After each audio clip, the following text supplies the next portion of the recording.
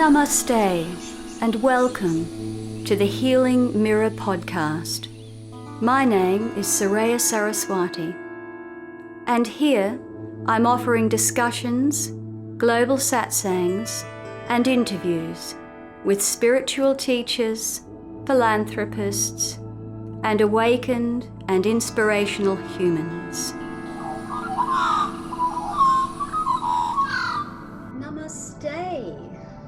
I have with me today on the Healing Mirror podcast, Petrea King.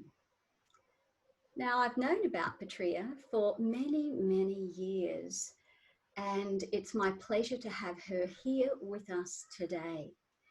Petrea is the CEO of the Quest for Life Foundation, which she established in 1989. She's a well-known author, a keynote speaker, a teacher, and a facilitator. She's also a qualified as a naturopath like myself, herbalist, clinical hypnotherapist, yoga and meditation teacher. So we have a lot in common, which is absolutely wonderful. The Quest for Life Foundation was established, as I said, in 1989, and it was based in Sydney, where it hosted hundreds of support meditation groups for people living with cancer, with grief, AIDS, depression, anxiety, and other traumas, as well as teaching many helpful programs. Thousands of people have journeyed through the centre to find a safe haven there to continue their healing journey with. Petrea has now moved, I believe, to Bunanoon, and I hope I'm pronouncing that properly. We've got some great names in Australia, in the beautiful Southern Highlands of New South Wales, and that really is a beautiful part of the world, isn't it? Petrea, I believe your work began and was initiated by your own diagnosis with leukemia. Yes, that's right. And that brought up some of your traumas. And one of those was losing your brother to suicide. And Yes. Again, I share this with you. I lost my only brother to suicide and a son. Oh, mercy. Wow. And yeah, and have done quite a bit of work with suicide prevention and supporting people through grief, Yes. which again is very similar to the work you do. Would you like to share a little bit about your story? Well, you know, I feel in so many ways I've had such an incredibly blessed life, because from a very early age, in fact, from my first memories, really, I was puzzled as to why we're here, what's the purpose of human existence, how do you know when you've lived the life you came here to live? And my brother told me before we were both 10 that he knew he had to kill himself by the time he was 30. And I was very, very tiny for my age. And I remember thinking, I have to grow up really quickly. That is the purpose of my life. I'm here to keep him safe. So I have to grow up really quickly so I can look after him. And interestingly, I grew 23 centimeters in the next 15 months. And that deranged the bone growth in my legs, and I couldn't stand up without my knees dislocating. Anyway, I went into hospital, I think I was about 13, and had the next 3 years in hospital, 9 months in traction. They cut my femurs, turned my lower legs out, cut my tibias, turned them in, did that all over again a couple of times. So now they give you orthotics, but back then it was a very long process. You know, I got out of hospital. Brendan, my brother, was already dealing with depression, and I got into drugs. I was sexually assaulted. I married some very odd people, one of whom was violent. And Brendan attempted suicide several times, and I was always there and got him to the hospital in time. Finally, he did take his life in Kathmandu, and in fact, when he was 30, he got happy. He found meditation. Swami Muktananda was his teacher. He went to India. We all in that last 2 years of his life, went into that space of, thank heavens, Brendan's okay. And so when we got the phone call from Kathmandu, it came as a complete shock to all of us. And there was no body, no funeral, no memorial, no packing up of possessions. So it was very challenging to come to terms with the reality of his death when there were no processes or rituals or any ways really of taking on board the enormity of that. And just after that, I was diagnosed with acute myeloid leukemia and told I wouldn't see Christmas of that year. And I was 33, the same age as, well, I was 32 when I was diagnosed, just before my 33rd birthday. The same as, so I was born 22 months after Brendan, and here I was now dying 22 months after Brendan. And I went into, it's a much longer story, of course, but I ended up in a little cave outside of Assisi in Italy. I know, I read that, and that really touched me, because when my husband Terry and I first got together, the first song that we wrote and performed together was Make Me an Instrument of Peace. And of course that was based on the prayer of St. Francis, and that led us to Assisi as well. And I just loved it. So where was your cave? Because I've been there. Yeah, well, look, it's a much longer story, because I was working at that time as secretary and housekeeper to Swami Kriyananda, who was a disciple of Yogananda's. And so he'd gone to Italy, I'd gone to Italy with him. We'd only been there a few weeks, and he virtually turfed me out, which is a much, much longer story. But when he did, it was worse than dying. For me, dying of leukemia, I'd been relieved when they gave me the diagnosis, because I was so used to living with a split reality of being someone very privately to myself, and then that highly polished facade that I kept in place for everyone else. I'm okay, I'm okay. And of course, leukemia and exhaustion and bone pain just reduced me to, for the first time in my life, I wept, because our family is very stoic and we don't show emotions. And so it must have been an incredible relief just to let it all out. But I was terrified. I thought, if I start crying, I won't ever stop. Yeah. Or I'll just disintegrate into a million fragments, and that'll be the end of me. And of course, that was the first time I remember ever crying in my life. And I wept for weeks. My first book really should have been called Sob Your Way to Health, rather than Quest for Life, because I wept buckets and buckets and buckets and buckets. Yeah, well, you obviously needed to, you know, I mean, crying can be such a cleansing. Oh, it was. Cleansing. It was. And so I would spend 18 hours a day in this little cave. And the old priest, so this is about 4.5 kilometers up the hill from downtown Assisi, because I couldn't even cope with all the noise and the crowds. And yeah, it's very touristy. However, I did love visiting the monasteries there and the beautiful caves at the back of St. Francis's monastery, and the forest there is just so. Oh, it's magic. So this particular monastery is about 4.5 kilometers up the mountain, Mount Subasio, from Assisi.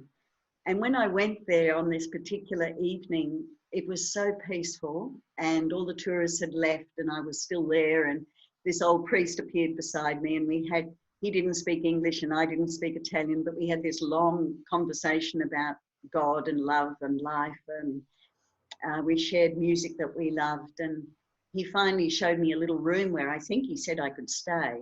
Anyway, I unpacked. And so I'm sure he wondered, he was very worried that he had this very pale, divorced Anglican holed up in his little Catholic cave. I think he was a bit worried I might die in there, and that would be very bad for business.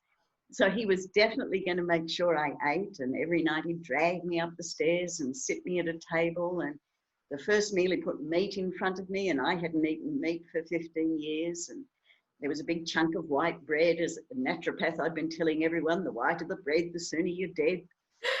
There was a goblet of wine, and I hadn't drunk alcohol for 15 years.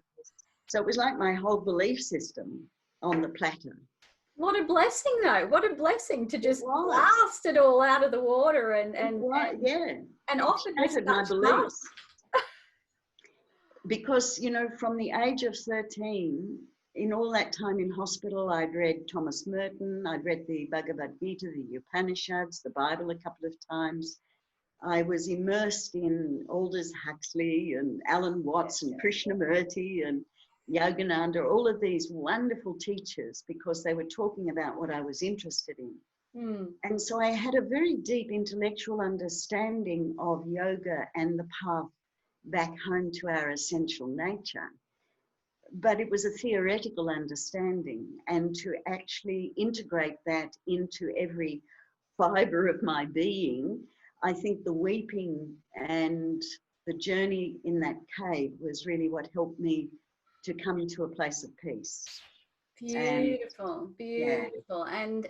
And something you just said then, I come across this all the time, is that, and I find the most challenging people in my work to support in that awakening are those with very strong ideals and very, you know, strong mental patterns and deep-rooted beliefs that are perhaps rigid sometimes. So sometimes it does take a massive sort of tornado or a cyclone in our life, doesn't it, to really just blow it all up. And so we reach that point and go, I don't know.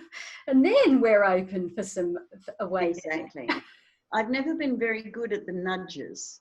You know, they tend to be the sledgehammers. I had to do myself. But, you know, it's when you get to that place where you say, that's it, something has to change, and it's me. We call them the Ds.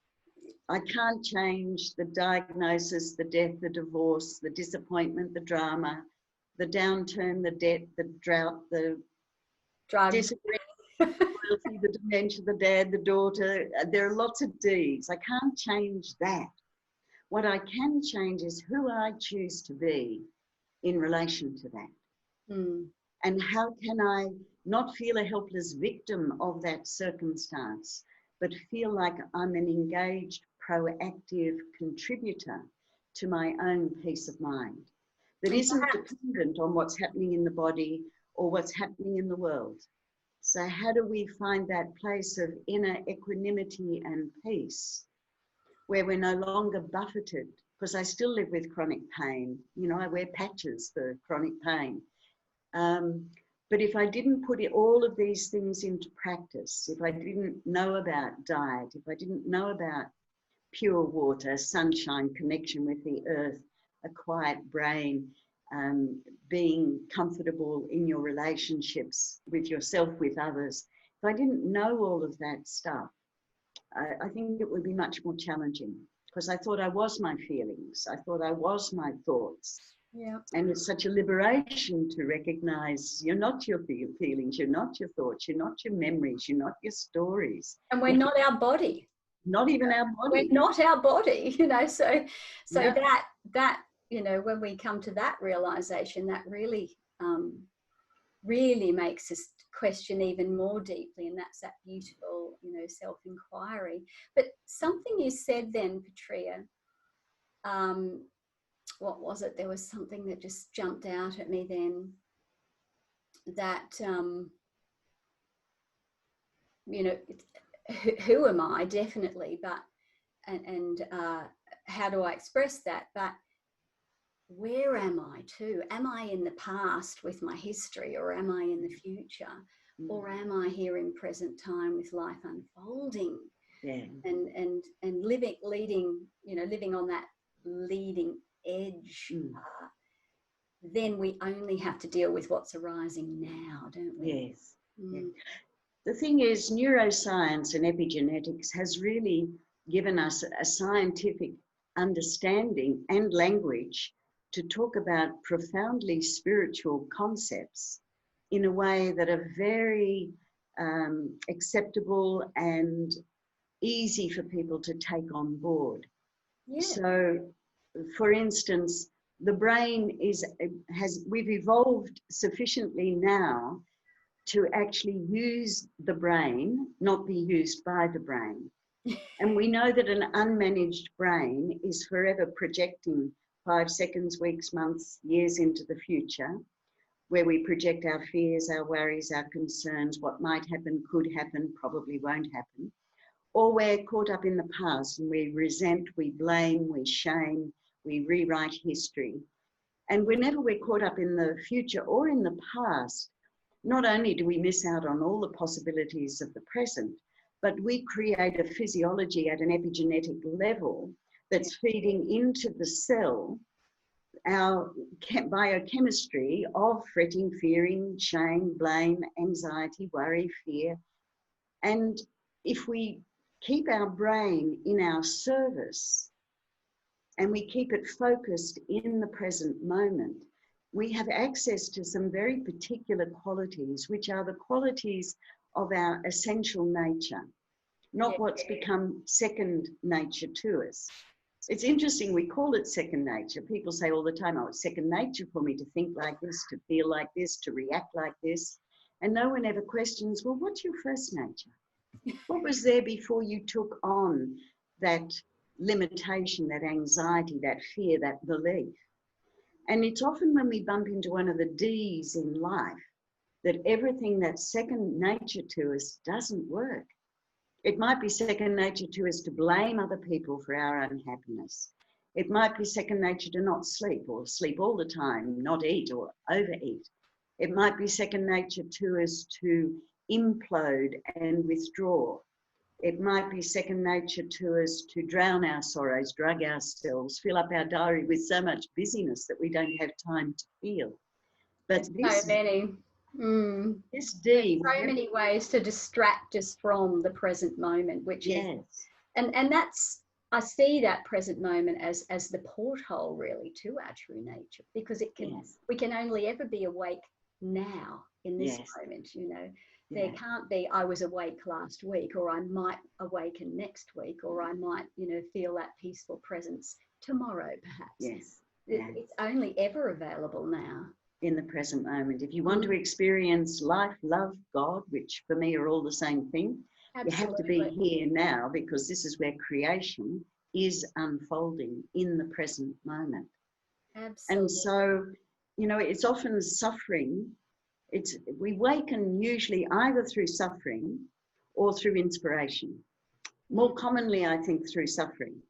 Because we're so stubborn, you know, we have this mind who we identify with, you know, we're raised from the moment we're born to name things and to take on beliefs. And one of those is that I'm a body and I'm a mind. And this is me, which of course is a flaw to begin with. I know in our program for people with post-traumatic stress injuries, which we don't call it a disorder, we call it an injury to the brain and nervous system. So we get a lot of police and paramedics and veterans and domestic violence, sexual assault, sexual abuse from childhood. When you say to those people, you know, you're not your brain, you have a brain, and yours has been traumatized from the experiences that you've had. You're like, whoa, what? I'm not that? And it's like, no, you're not that. You have that, and we can show you a pathway that will help to heal a traumatized brain, but it's not who you are. It's what has happened to you because of the experiences that you've had. Well, that's such a liberation and so reassuring for people, because they think I am my brain. And indeed, oftentimes they've been told by their psychiatrist, you're never going to be any better than this. So you have to learn to get used to it. And of course, you know, for a lot of people, they'd rather top themselves than think that this is the rest of my life. That's a very depressing prognosis, isn't it? Absolutely. It, and you're going to have to learn to live with it. The same as being told you're terminal. Feels like such an annihilation on every level. Yeah. Whereas you've got a life-threatening illness. And we don't know where you're going to fall in that bell curve. And the doctor's only ever going to talk to you about a statistical group. Yep. You know, you're not a statistical group, you're an individual. And he has or she has no idea where you're going to fall on that spectrum of being average or being one of the weirdos that doesn't die on time. Or you might have a lot of other comorbidities, which means you die much more quickly. But they only ever tell you about the statistical group. And we're not numbers. We're not numbers. You know, we are the divine energy expressing through this body mind, and in that, you know, anything goes, doesn't it? Yes, but exactly. we can, as you're saying now so eloquently and so beautifully, that, you know, our mind can be our friend or our foe, and it can either support the life and happiness here, and get behind who we truly are. Yes. Or it can lead the way and lead us into confusion and suffering. Yes, exactly. And, you know, you come to realize that it's not so much what happens to us, but what we make of what happens to us that means we're going to suffer or not. And that's both liberating, because it means I'm not a helpless victim of my circumstance. I can be an active co-contributor. And what we find is that when people actually step back into the driver's seat, they also tend to live longer. They tend to live better. They have remissions that were never expected. And some of them are alive today that were told 25, 35 years ago now that they had 3 months to live, and they're still here. So I began looking at what are the qualities these people have in common. And we found that there were 4 particular qualities. So they don't do 4 things in common. And as a naturopath, I'd love to say they all drank carrot juice, but that wouldn't be true. But they did have these 4 qualities, which are really about what peace of mind is. And so they really now form the basis of all of our residential programs and our workshops. And those 4 qualities, I'm sure everyone's waiting to hear what they are. Yes, they're very simple. They'll sound like common sense when you hear them. The first is we need to regain control over our response to life. So we might have to weep about it, rail about it, scream about it, write about it, talk about it until we can say, yep, that happened and it happened to me. And given I'm a woman in this circumstance, what's an appropriate response, not a reaction? A reaction is always in the body. If you think about a time when you were really reacting to someone or something, it's in the gut, it's in the heart rate, it's in the breath, it's in the tension we hold in our jaw, in our neck, in our shoulders. And if you think about a time when you were really reacting to someone or something, and you were to ask yourself, how old do I feel right now? We're always a little kid, around 4, 5, 6, 7. Well, that sense of being, that sense of aliveness, that sense of I am presence never changes, does it? Yes. And so what we're literally doing now is we're reactivating the physiology of the 4, 5, 6, 7-year-old and living it again in the present moment. A response takes us, excuse me, into new territory. So reaction and response are often used interchangeably in the media. And they're 2 really different words. Oh, I see. You're talking about responding from a past trauma or a past event. No. Sorry, not responding, reacting. Reacting. About the reaction. We're reacting in a habitual way. Yeah. Sorry, I thought response takes us into new territory. So a reaction could be, I don't care, I've got cancer, I'm going to keep eating steak. Even though I've had half my stomach removed and I can't digest it. A reaction is, I've always eaten steak, I'm going to keep eating steak. No one's going to stop me eating steak. A response could be, you know, given that I've had surgery, given that my digestive tract isn't working as well, I'm going to do some research and find out how to really nourish myself now, given this changed circumstance. A reaction repeats what we've done before. A reaction is automatic. A response requires consideration.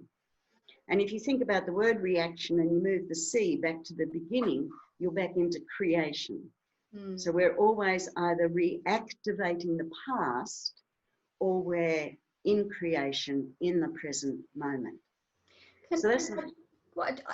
This is a really important point, and it's an area that I do work in a slightly different way, not so much with people on their journey to wellness with cancer. But what I find is that the patterns that have been laid down, whether that's through trauma or just our upbringing, the beliefs that we've taken on throughout our life, those patterns are laid down, and reaction is taking place because of those automations that are laid down. And of course, reaction is based on those traumas, those beliefs, whatever they are. So in order to be free to actually be in the present moment and be acting freely from this moment and not reacting from those patterns, then those patterns need to be seen through or completed so that they fall away and leave clarity and openness there to the present moment. Yes. I think we're saying the same thing here. Exactly. But we don't have to go back and even understand what the trauma was, because it will be in our language. No, I understand that. Yeah. The language of reaction is I can't, I should, I'll try, I must, never, always, if only, impossible. If we weed out, and you'll find that when you're saying those words, you are reacting from a past conditioning. We can change I can't into I choose not to. Thank you so much for asking me to speak in public. I choose not to speak in public. Is speaking as an adult that recognizes I have this traumatized person as part of my history, and I'm choosing not to put her into a position in which she's likely to be triggered. A reaction is I can't speak in public, and then we're speaking from that trauma rather than as an adult that recognizes we have that in our history. So I choose to, I choose not to, I will, I won't, but not I can't, not I should. That's usually someone else's agenda for us, the nuns or our parents. I'll try, instead of I'll try to be there on Saturday, those people are not coming. Yes, I'll be there. Try always means no. Yes. And we often say it because we don't know how to disappoint people because we're not coming. I'll try and come, but you know they're not coming. So yes, I'll be there. Thank you for asking me, but no, I'm fully committed at present. So when we clean up our language, we actually clean up a tremendous amount in our life. Yes. And so a lot of it is in our language, which is part of the second C. The second C, commitment to living, is to have a deep reverence for your life. And I don't mean for the life of the body, I mean for why are you here? Deep reverence, a sense of meaning and purpose in your life. And it means having healthy priorities and recognizes you're not your body, but you've got one. You need to nourish it, rest it, exercise it. You're not your brain, you've got one. You need to quieten it down so you've got access to insight, intuition, wisdom, humor, spontaneity, creativity, compassion. They're all the qualities of our essential nature. Yes. Rather than what's become second nature to us. And of course, they all arise spontaneously once we are peacefully present. Exactly, exactly. So you're not your brain, you've got one. So quieten it down on a regular basis and keep yourself in good company. Don't hang out with turkeys. Don't hang out with gossip. Don't hang out in poor company. There's another aspect of the second C are issues around communication, because many of us don't even know what we're feeling, nor do we have the capacity to skillfully communicate that to our loved ones. I used to think if they really loved me, they'd know what I feel. So, well, why would they know what I feel? I don't even know what I feel. So how can I expect other people to know that?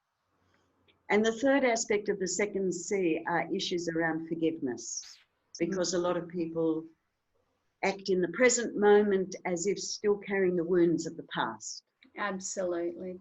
Actually, I find it's the title of the one book I wrote, actually, is From Grief to gratitude, and that journey is a journey of forgiveness. Very powerful.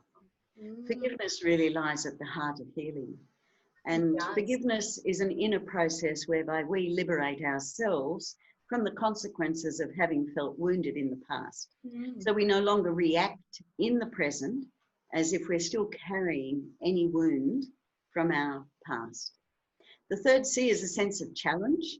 Forgiveness, by the way, is usually a 5-day workshop for most people. You know, it's we might make it sound simple, but we know that forgiveness needs quite a lot of unpacking and understanding. It's certainly never about condoning. It's not about saying it was okay. It's actually our ability to have a story rather than to live in the story as if that's my reality. The third C is a sense of challenge. We actually thrive with challenge, but some of our challenges, when they're overwhelming or we can't make meaning out of them, you've obviously made meaning out of your own grief by writing a book about it. We make meaning out of our suffering, usually by paying it forward in some way, maybe changing a law, creating a service, volunteering, some way that we, now that we've suffered, we want to ease the path for those that might come after us. Well, a deeper compassion arises, doesn't it? Yes. A deeper understanding, and then with that seeking for deeper meaning, because life is such a gift, and it can be, you know, once you've really touched that void and you've seen how magnificent life is, you want to give back and to inspire others to grab hold of that and make the most. Exactly. And we know that the pearl only comes about in the oyster because something irritated the heck out of the oyster. And it's generally these things that carve deeply into our own being that force us to explore ourselves in ways that perhaps we haven't up until then, that we begin to find our own resilience and strengths and find ways of making meaning out of our suffering. And the fourth C is our sense of connection to our essential nature, connection to perhaps country, to land, to the seasons, the cycles, the cosmos, that we have our friends, our family, people that we can be real with and who still love us even when we are real with them. And if you look at the absence of those four qualities, the person who feels a helpless victim of their circumstance and can only react to everything that happens to them, and their commitment to living is all around, I'll be happy at another time when things are different from how they are now, and they don't take good care of their physical, mental, emotional, or spiritual well-being, they're not in communication with themselves nor anyone else, and have no capacity to forgive and keep blaming what happened in the past and using that as an excuse for their behaviour in the present. That all their challenges are overwhelming and nothing has meaning for them, and they don't have any sense of connection to themselves, to others, to the cosmos, to something sacred or larger than themselves. It's a good way of looking at the opposite of peace of mind. And that peace of mind recognises this is a bit of a roller coaster ride, and you've got no idea what's over the crest or around the corner, but you must find and fasten your own seatbelt, which is the sure knowledge of how to care for yourself physically, mentally, emotionally, and spiritually, so you can adapt more easily when circumstances change. And so those four C's really underpin all of our programs, regardless of whether they're for people with illness or depression or grief or loss or trauma, because they're so accessible really for people and make common sense for people. But it's all backed up by good science, and of course also paints a profoundly either a quantum physics or a spiritual or an energetic perspective on life rather than a material perspective. Very good. It's wonderful work, and much needed work, and work that's out there for everybody. I find many times people have never thought about spiritual life particularly. They're just going along in life, and they get hit by some sort of bus, or in the form of whether it's illness or loss or a trauma of some sort. But now I think we're doing it collectively. Well, I really feel at the moment there is a huge number of people starting to wake up and to see these things as logic. And a lot of this is because of the science and because of the wonderful union that's happening at the moment between science and spirituality. Yes. Which is just so confirming, isn't it? Yes, it is.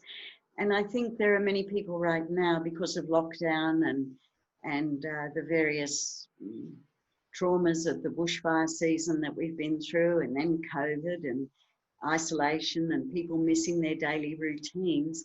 So it's caused a lot of people to reflect on, am I living the life I want to live? Yeah, if not, why not? And what am I going to do about that?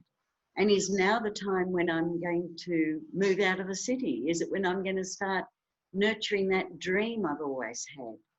So this is a time of great awakening, I think, for many people. Yeah, and we need to do that. We need to be questioning constantly, until we find that we're in that peaceful place. And I think with the COVID, people are suddenly realizing, so I'm not going to live forever. Anything can happen.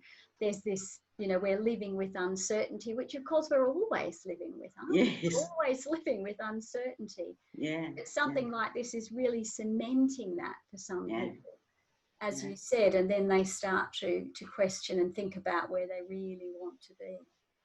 Exactly. I remember when I went into an unexpected remission, and the doctors said, well, it might only last for a few days, maybe a few weeks, because you weren't meant to have one.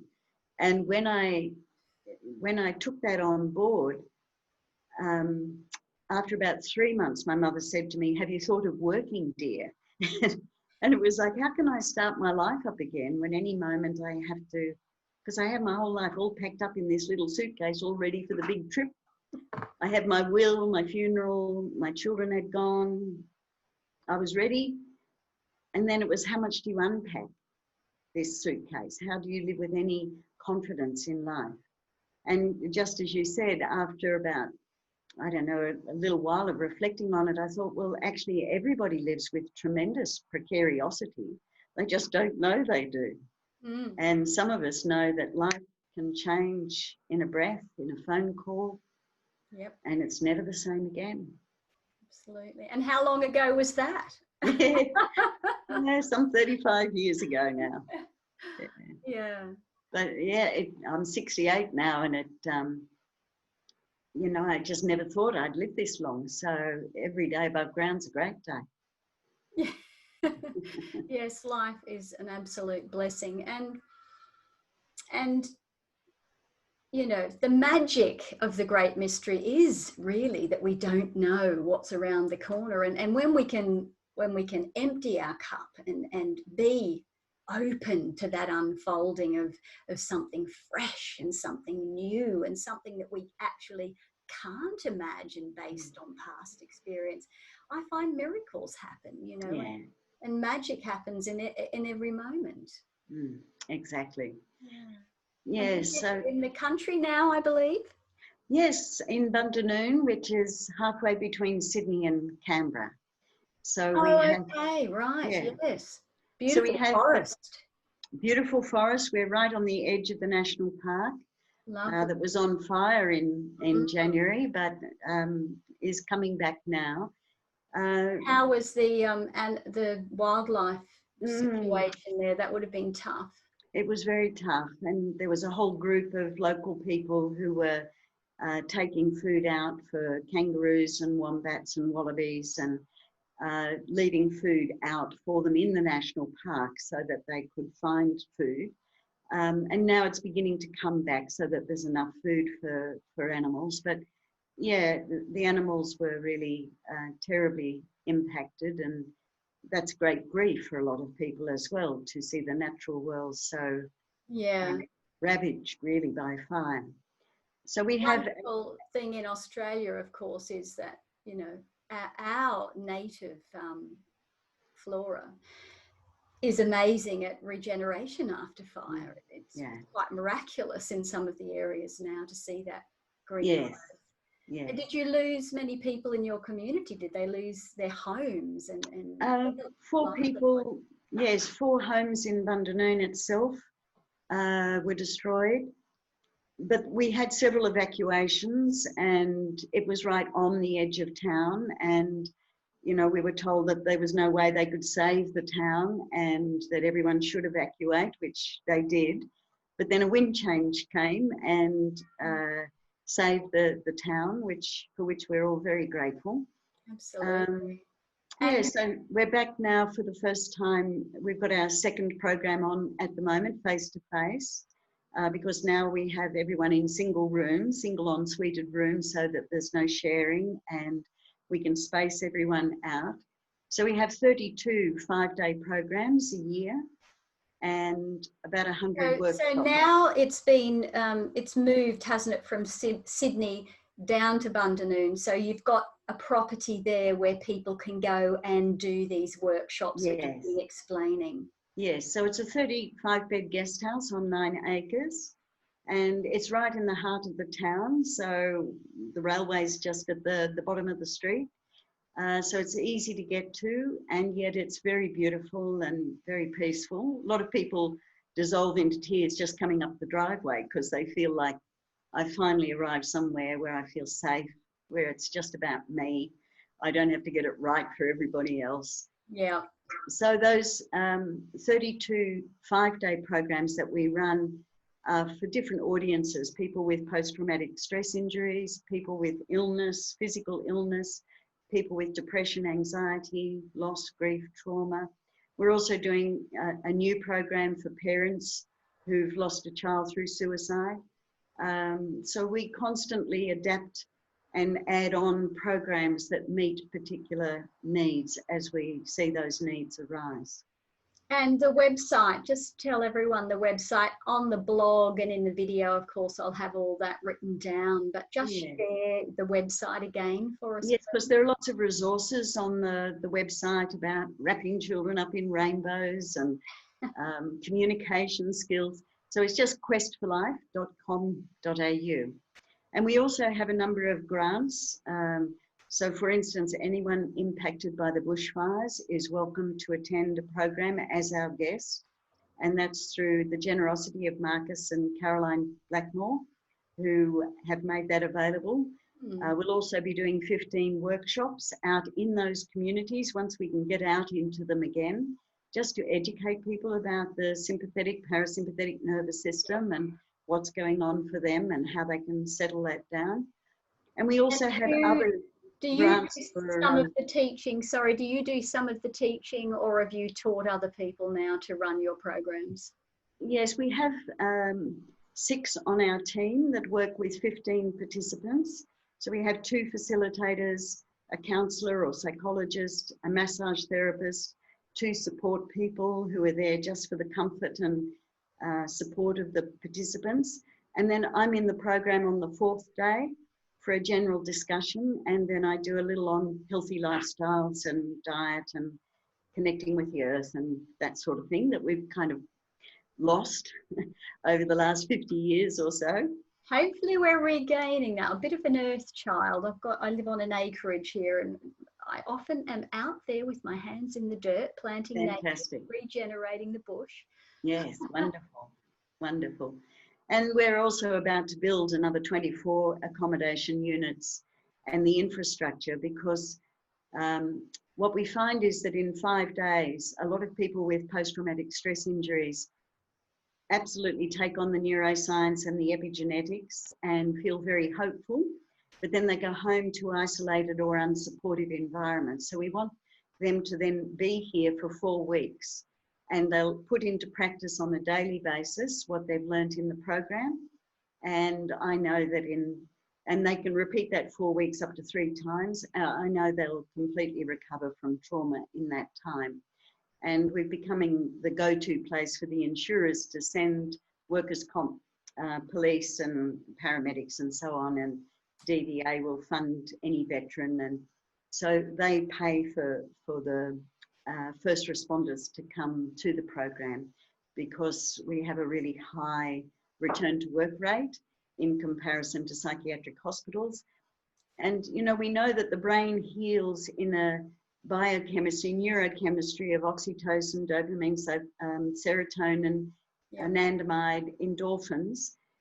And you only secrete that biochemistry if you feel safe, loved, respected, cared for, which is not usually what you feel in a psychiatric hospital. Absolutely. And so the insurers are very keen on this kind of model as an alternative to psychiatric care. So good to know you have this available. When my son was going through the dark night of his soul and went to a hospital, you know, the psychiatrist there wouldn't even listen to me when I said that he was suicidal, and that's where he died by suicide, in the hospital where he'd gone for help, because they didn't consider him you know, a threat to his life. Which, what a heartbreak for you to even have warned them he is suicidal, and for them not to take that on board. He died in the hospital. Goodness me. Well, the attempt, he was on life support for 3 days, and there was no brain response at all. So I'm so sorry. How long ago was that, Soraya? It was 11 years ago, and you know, obviously it was a huge event and part of my life. However, now, you know, I have a wonderful life. I am blessed. I have 3 other beautiful sons and they all lost their brother as well, their father and their uncle. So, you know, we went through that together, and I think, as you said, community and that sense of caring is so important. Yes. So it has been a powerful part of my life. However, I am very, very blessed to live awake now and with a heart full of love. So we can overcome anything. That's the gift, isn't it? It doesn't always feel like a gift when you're in the thick of it. No. I'd rather someone else had this gift. Yes. And yet now, you know, I imagine, like you, I wouldn't change anything that's happened in my life, because we wouldn't be having this conversation. No. I wouldn't be where I am in my life now if all of those things hadn't have happened. So, but you can get to a place where you have a story, but you're not living in the story. Yes, and there's no reactivity from the story. Exactly. So we don't continue to reactivate as if we're still carrying that wound, and yet it's broken us open to exploring parts of ourselves that we may never have explored otherwise. Absolutely. I think we're all born with a beautiful seed deep in our hearts, and you know, just like the bushfire cracks open our Australian native seeds, something cracks that seed at some point in our life. And you know, as Leonard Cohen said, where there's a crack, that's where the light gets in. That's right. Yeah. And then, you know, that beautiful growth can really be an incredible journey, and can leave us in such a deep reverence of life and love. Yeah. I think that's the magic that I see happen in the circle, because when someone articulates exactly what you're experiencing before you've found the words for it yourself, it speeds up your own self-understanding. Yes. And so there's such a gift to one another in the group. And I remember one time we had I thought he was a young policeman, but he was probably 40. And he was the one who was always sent out to the potential suicides. And he was saying, you know, I've sat on the bridge, I've sat on the cliff top with so many people, and they've all jumped in front of me, and I should have been able to say something. I should have been able to do something, and I can't live with the guilt. And the woman beside him said, I've been that woman. on the bridge. I've been that woman on the cliff top, and if you hadn't have been there, I wouldn't have survived. And I'm so sorry for passing my trauma along to you. And they fell into each other's arms and wept together. And there was such a healing gift, a healing moment for both of them. And you can't engineer that. You can't teach that.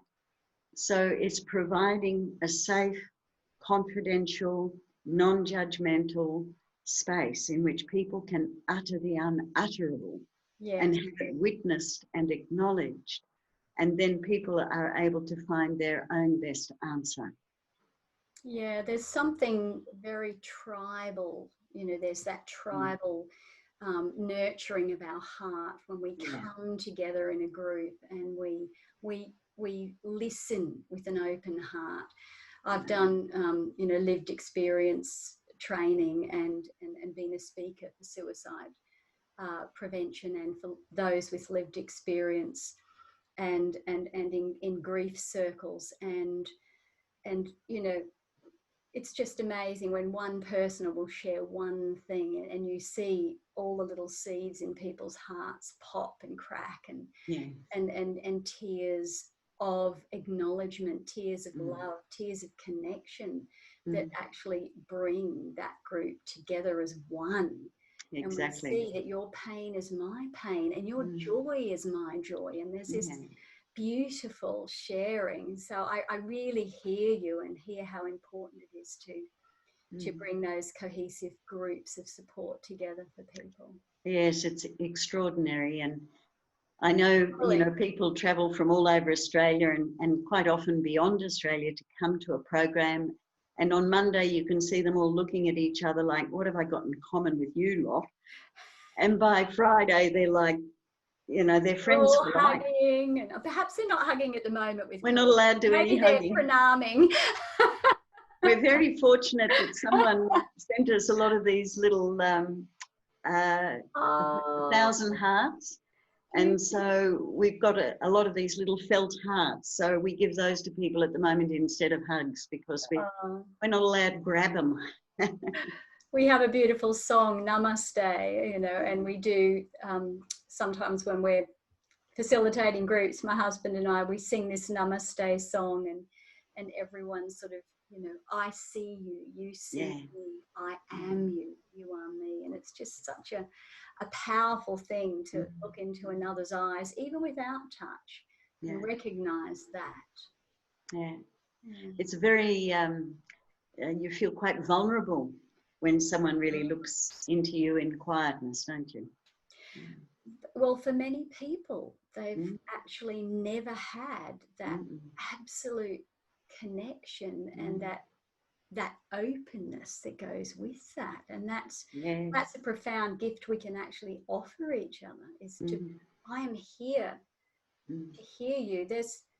I recently heard of a beautiful Aboriginal word called dadiri. Yes, isn't that beautiful? It is. It's that deep listening, deep presence of listening, and it's. We have so much to learn from Indigenous people who live those 4 C's and certainly know about connection in a way that we can't even begin to understand. Because for them, when a bird flies past, it means something, so they're constantly wired into the present moment and reading the present moment in order to survive in a fairly harsh landscape. And I know when we worked up on the north coast, the Indigenous women will say to us, we know that when the pippies are down the northern end of the beach, we've got to cross 2 rivers in that direction and the fruits are ready for picking. But when the pippies are down the southern end of the beach, we've got to go over that mountain and the nuts are ready. Yeah. And they're so wired into their environment. They so appreciate and live interconnectedness that it informs them constantly. Absolutely. It's beautiful. It is very beautiful. In my last podcast, I had a lovely Indigenous woman on that pod, and she was sharing a little of that with us. It was very special. Yeah, it's very special. But the thing is, we can all come back to that because we all originated from nature.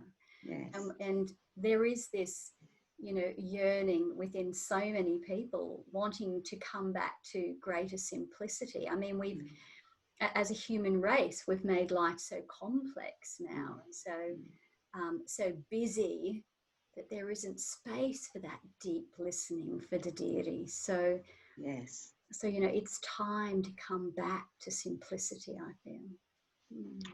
Certainly is. Well, thank you so much, Petrea. It's just been lovely to have this conversation and to get to know you a little better and, thank you, share Soraya. you with all the listeners. I'll be sharing your website on the blog, and Thank you. Anyone can again access the different courses that are available and support that's available here with Petrea and the whole organisation. So is there anything else you'd like to share just before we close? No, it's been a real pleasure talking to you, Soraya, and thank you for including the link. People are also welcome to join me any Monday evening at 7:30, where we do a live relaxation meditation practice together. And there's 2,500 or more people on that group, and they're all over the world. So people can listen to them in their own time zone or join us live. So they remain on the Petrea King Meditation Group Facebook page, so people can access them whenever they need to. Wonderful, wonderful. And I'll just do a little shout out for the Terry Oldfield and Soraya Facebook page. We offer on a Wednesday night Singing for Peace, so come and join us. Oh, wonderful. Music. We usually just do 3 songs and encourage wherever you are to, sing along with us, whether you're singing in your heart or you're singing out loud. And please send me the link for that too. I will. Okay, so thank you, Petrea. It's been absolutely wonderful, and I'm sure everyone's going to really enjoy this podcast. Lovely. Namaste. Thanks so much. Namaste. Join me for upcoming podcasts. And please, if you found this helpful or you'd like to share a comment or perhaps your own experience, I'd love for you to leave that message down below this podcast. I enjoy reading your feedback, and I'm sure we can all help each other to hold hands, to remain awake, present, clear, and loving. Namaste.